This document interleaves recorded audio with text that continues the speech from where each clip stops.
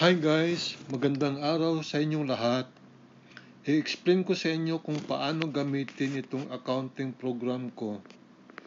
O-open ko yung file ng Google Sheets, then open ko yung sheet na may name na link.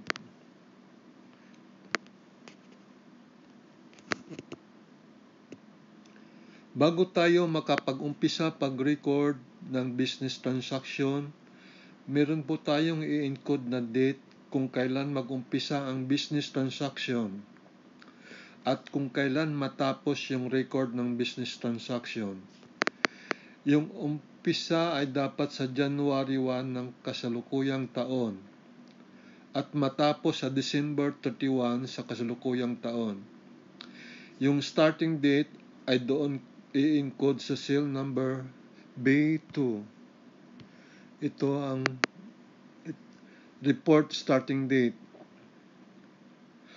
Ang i-encode natin na date ay January 1, 2025. Ito nasulat na, na-encode na. Sa end date naman ay i-encode natin sa cell B3. Ang i-encode natin na date ay December 31, 2025. Isang beses lang natin gagawin ang pag-encode ng date. Tuwing January 1 lang. Next topic ay yung invoice number. Kung kayo ay may printed na valid invoice, yung cell B5, hayaan na lang natin na blanco. If gusto naman ninyo ng electronic invoice, yung cell B5 ay lagyan nyo ng 0 at automatic na siya mag-generate ng e-invoice.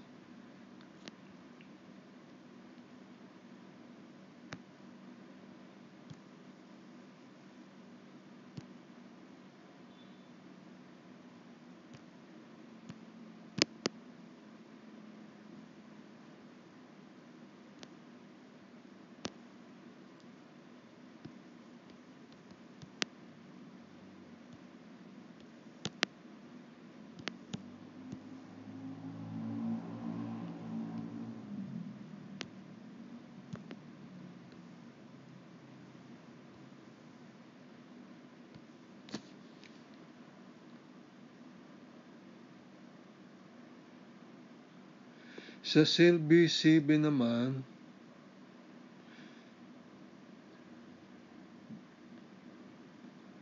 pwede mo i-encode yung reference number ng transaction na gusto mo ma-print out na e-invoice.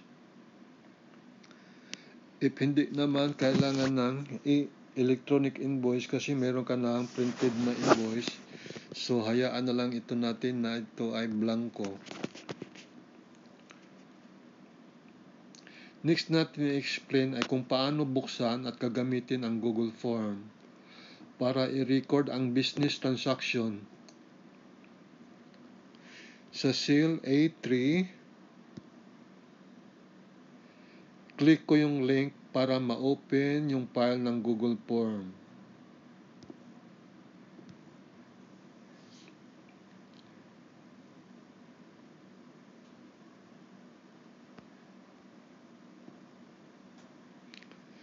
Ngayon na-open na yung Google Form, dalhin natin sa email section. I-encode natin yung email address.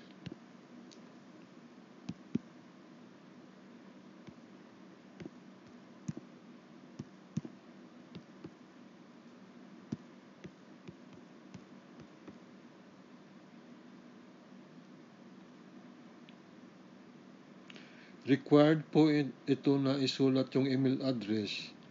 Dito sa email na ito, makareceive ka ng kopya ng responses mo sa Google Form. Next, punta tayo sa Select Transaction section. Multiple choice ito, bali isa lang ang pipiliin mo. Pag makatanggap ng pera, ang pipiliin mo ay litrang CR. Ang ibig sabihin ng litrang CR ay cash received. Pag expenses naman gamit ang pera, ang pipiliin mo ay litrang CD. Ang ibig sabihin ay cash disbursement. If wala namang pira na involved, ang pipiliin ay litrang NA. Ang ibig sabihin ng litrang NA ay not applicable. Example ng business transaction natin ay yung owner may kapital na 900,000 na cash at nilagay niya sa business. Ang piliin natin sa select transaction section ay litrang CR. Ibig sabihin cash received. Next is the reference number section.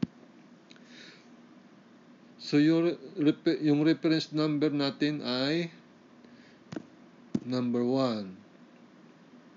Dahil ito yung pinakaumpisa ng ating record ng business transaction. The next section is the date of transaction. So, isulat natin yung date ng transaction 01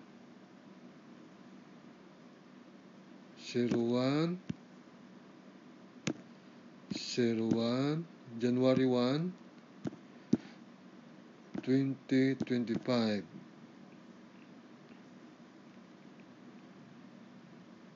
The next section is description. Encode natin kung ano ang nagiging transaction.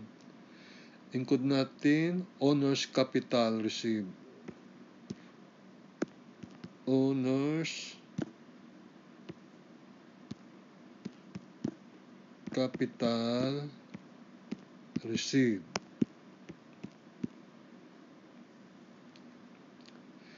Next section is the amount section. I-encode natin ang amount niya ay na-receive ay 900,000.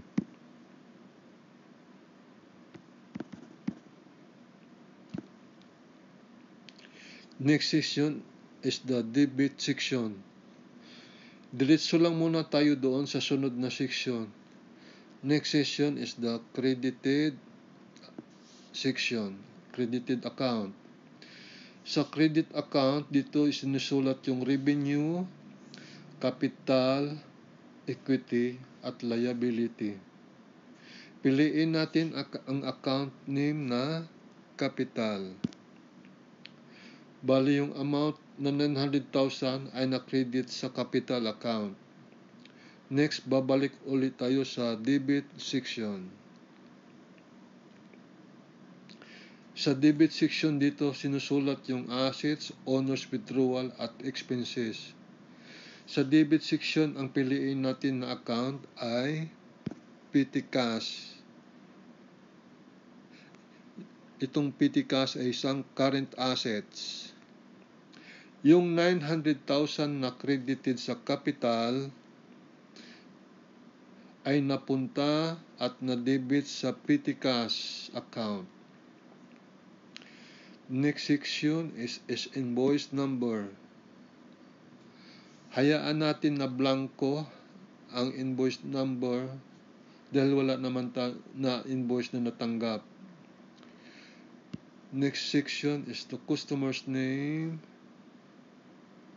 Since required ito, i-encode na lang natin yung pangalan ng owner, John Capital.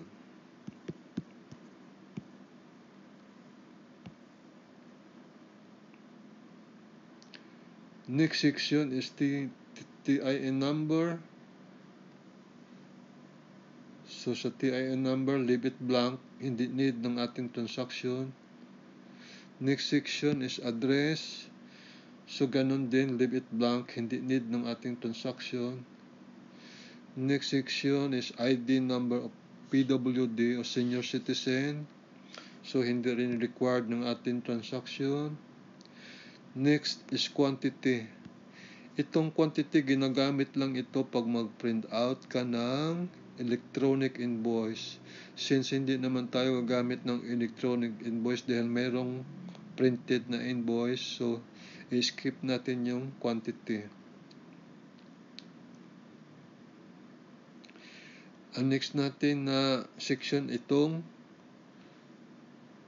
send me a copy of my responses. Padalhan ako ng kopya ng aking mga tugon. I-on natin yon yung button na yan, i-click. Pagkatapos, i-click yung submit button. Ngayon, pag maklik mo na yung submit button, merong verification. Kaya sagutan mo na natin yung verification. Select all square with motorcycles. If there are none, click skip. Click mo yung may motorcycle. And then next. Uulit, traffic light na naman. Traffic light.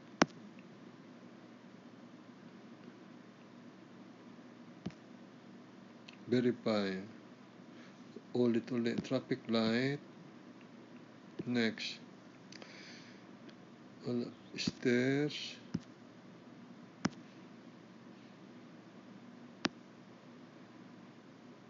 Verify.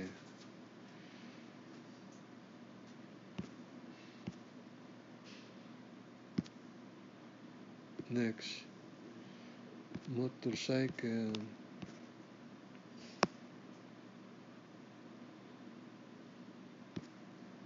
Verify.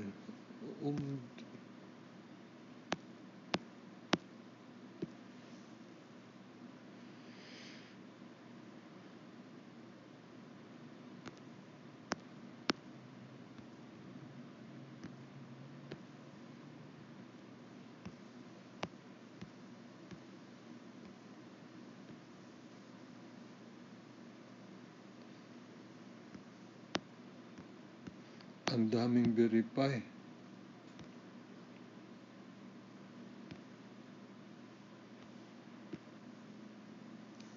Okay. So, tapos na, na-submit na. I-check natin ulit kung may tama ba o may mali. I-click natin yung edit responses. I-edit ang inyong tugon. I-check natin, mayroong email address, CR, reference, date, description, amount, petty cash, capital, invoice number, wala dyan, capital. Okay siya lahat. I-submit natin ulit. Ngayon, open natin yung Google Sheet.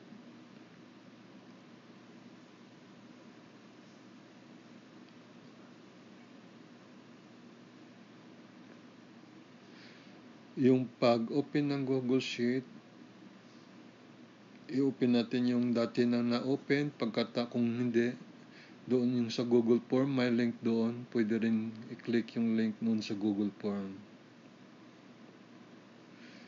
Ngayon, i-open natin yung sheet name na GG. Ang ibig sabihin ng GG ay General Journal.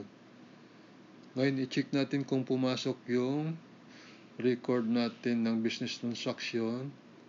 January 1, 2025, reference number 1, owner's capital, receive, capital credit to petty cash, debit, amount niya ay 900,000. I-check natin sa cash receipt journal kung pumasok ba rin ba siya. January 2025, reference number, owner's capital, receive, capital siya. Ito, automatic siya nagkaroon ng invoice number dahil pinasukan ko doon sa link ng 6 na 0. Diyan, capital, debit 900, credit 900. Okay, pumasok sa General Journal, pumasok din sa cash receipt. Tingnan natin sa General Ledger kung pumasok ba rin siya.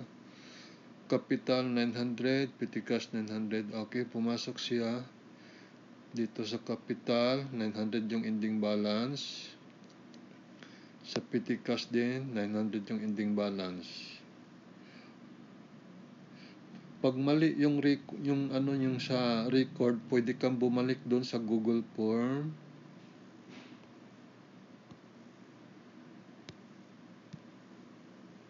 para ma-edit mo yung mali.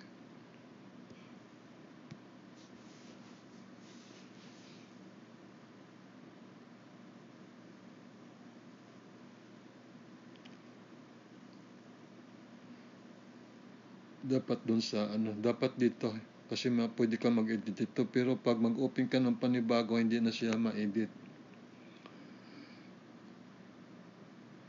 If okay na sa general journal, open ng CRD, okay na lahat.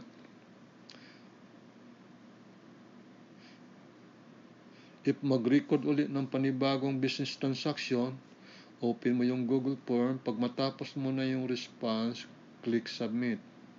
Open ulit yung Google Sheets. Check kung correct yung pag-record ng business transaction.